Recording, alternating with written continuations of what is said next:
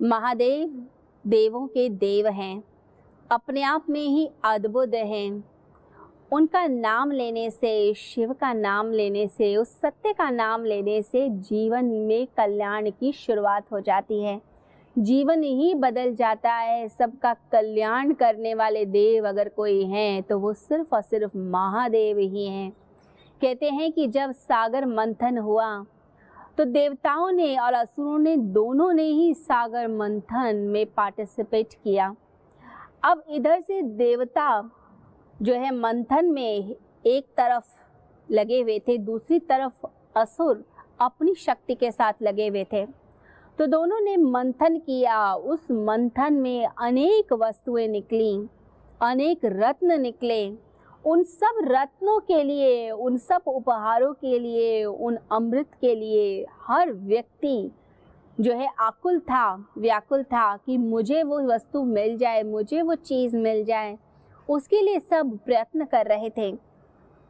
परंतु कहा जाता है कि जब विष की उत्पत्ति हुई, विष की उत्पत्ति के समय चारों तरफ हाहाकार मच गया। न देवता आगे आए उस विष को ग्रहण करने के लिए और ना ही असुर आए उस विष को ग्रहण करने के लिए। हर व्यक्ति ने नकार दिया कि विष तो हमें नहीं चाहिए, विष कौन धारण करेगा। जो विष को पिएगा उसकी तो मृत्यु हो जाएगी, वो तो समाप्त हो जाएगा। तो विष को धारण करने के लिए कोई भी तैयार नहीं था, उत्सुक नहीं था। उस समय संसार में एक संकट उत्पन्न हो गया था कि विष कौन ग्रहण करेगा। अब संसार के कल्याण के लिए कौन आगे आए। उस समय जब सभी देवता पीछे रह गए, तब भगवान शिव महादेव सामने आए और महादेव ने संसार के हित के लिए, संसार के कल्याण के लिए विष को अपने गले में, अपने अंदर धारण कर लिया। कहते हैं जैसे ही महादेव ने विष को ग्रहण किया और उनके कंठ में विष आया, वो जो विष था जो कंठ में आया, उसके कारण उनका जो कंठ था वो नीला पड़ गया। और उसी के कारण भगवान शिव के कंठ को नीलकंठ कहा जाने लगा। भगवान का जो नाम है वो नीलकंठ पड़ गया।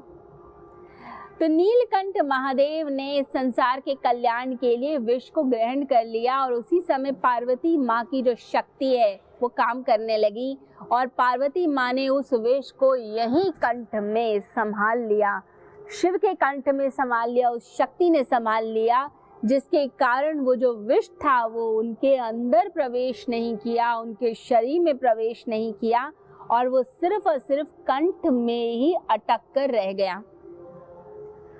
महादेव के इस त्याग के कारण वह देवों से ऊपर उठ गए और उनको उसके बाद से नीलकंठ महादेव कहा जाने लग गया। तो सभी देवता तो हैं देव, लेकिन भगवान शिव शंकर जो हैं वो है महादेव, सभी देवताओं से भी ऊपर। क्यों? क्योंकि उन्होंने संसार के कल्याण के लिए विष को धारण किया। ये जो हमारा विशुद्धि चक्र है, यहाँ पर थ्रोट चक्र होता है, इसे विशुद्धि चक्र कहा जाता है। ये विशुद्धि चक्र के अंदर विष को अमृत में कन्वर्ट करने की ताकत होती है।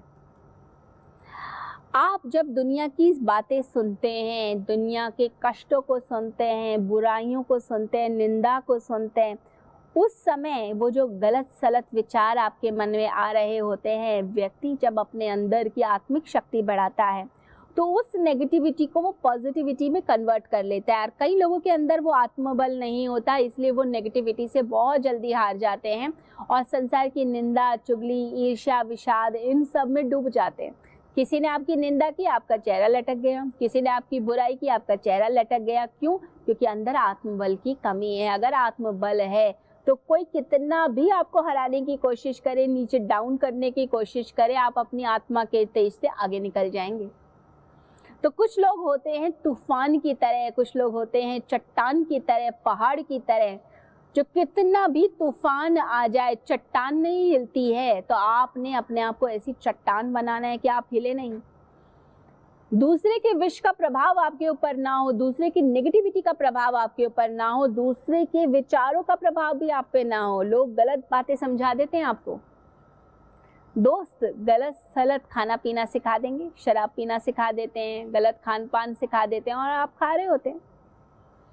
आप गलत चीज़ों को ग्रहण कर रहे होते हैं क्योंकि आप उनके विचारों से इन्फ्लुएंस हो गए, उस नेगेटिविटी से इन्फ्लुएंस हो गए। तो अपने आप को बचाइए इन सब नेगेटिव विचारों से, अपने आत्मबल को मजबूत कीजिए। भगवान शिव एक मजबूत आत्मबल का प्रतीक है, वे परमात्मा हैं, वो शिव हैं, वो कल्याणकारी शक्ति हैं। तो ऐसी कल्याणकारी शक्ति आप भी बन सकते हैं। अपने अंदर की पॉजिटिविटी को जगाइए, इतनी सकारात्मकता को जगाइए कि कोई नेगेटिविटी को काम ही ना कर पाए आपके अंदर, कोई नेगेटिविटी का असर ना हो, सिर्फ पॉजिटिविटी हो। तो शिवरात्रि के इस पावन पर्व पर आपके मन में ये संकल्प दृढ़ हो जाए कि मुझे हर सिचुएशन में पॉजिटिव रहना है, लोगों के विश को सुनकर भी उसे अंदर अमृत में बदल देना है। कोई मेरा प्यारा रिश्तेदार है, कोई मेरा प्यारा है, कोई मित्र है, उसने मुझे कुछ गलत बोल भी दिया, कोई बात नहीं, गुस्से में होगा, किसी ने भड़का दिया इसलिए उसने ये सब बोल दिया मुझे, परंतु वो दिल का अच्छा इंसान है, बुरा नहीं है। माफ कीजिए, क्षमा कीजिए।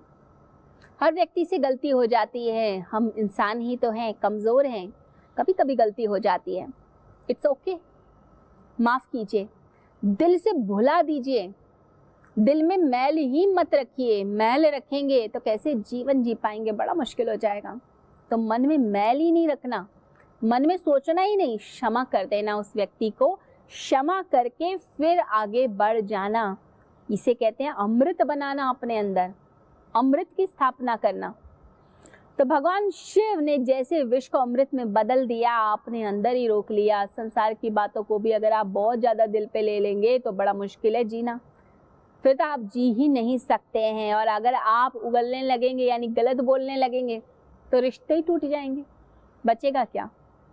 किसी ने गलत कहा और आपने भी गलत कह दिया, क्या बचा? कुछ भी नहीं बचा, दोनों की इज्जत ही चली जाती है। कई बार देखा जाता है गहरे से गहरे मित्रों के अंदर इतनी शत्रुता हो जाती है, इतनी ज़्यादा मिसअंडरस्टैंडिंग तीसरा व्यक्ति क्रिएट करके चला जाता है। दोस्त लड़ने आ गया और आप भी लड़ने लग गए, आपने समझदारी कहाँ दिखाई?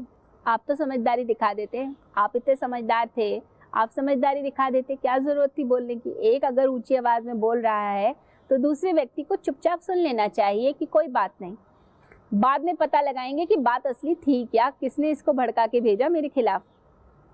उस समय अगर शांति से उस समय निकाल लिया जाए तो समय कट जाता है और उसके बाद रिश्ता भी निभ जाता है। तो आपने अपने आप को बचाना है, ना तो उगलना है विष को, ना ही निगलना है विष को। भगवान नीलकंठ की तरह हमने अपने अंदर उस विष को अमृत में बदल देना है और अपने आप को भी साधना है, अपने रिश्तों को भी बचा कर रखना है। सबको बचा कर रखिए। भगवान शिव का जो स्वरूप है वो हर तरह से ही कल्याणकारी है। कहा जाता है कि भगवान शिव जो है वो मृत्यु के भी देवता हैं, उन्हें कालांतक कहा जाता है। कालांतक यानी मृत्यु का अंत भी जो है वो है महादेव, वो है भगवान शिव।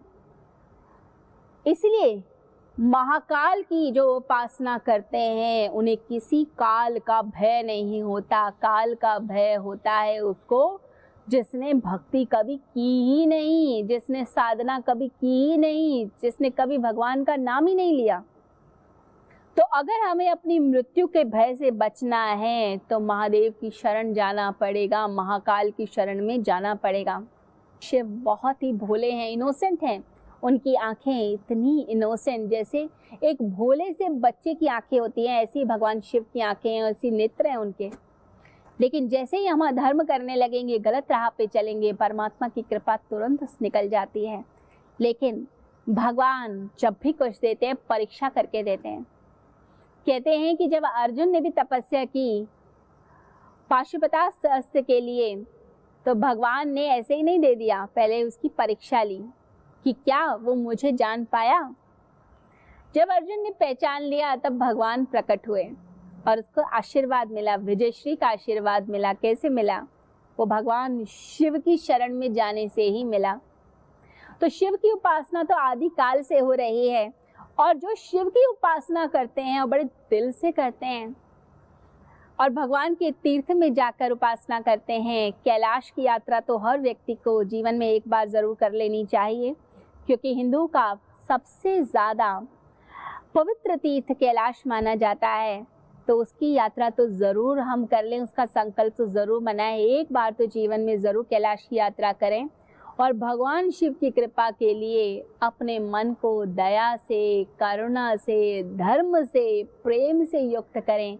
और आज के दिन ये निश्चय करें कि हम सभी के लिए अच्छी भावना से युक्त रहेंगे, सबका कल्याण करेंगे, सबके लिए अच्छा सोचेंगे, सबके लिए अच्छा करेंगे।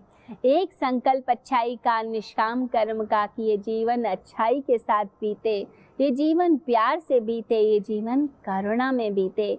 जब ऐसा संकल्प लेंगे तो शिव की कृपा अवश्य होगी और वो आशीर्वाद अवश्य देंगे।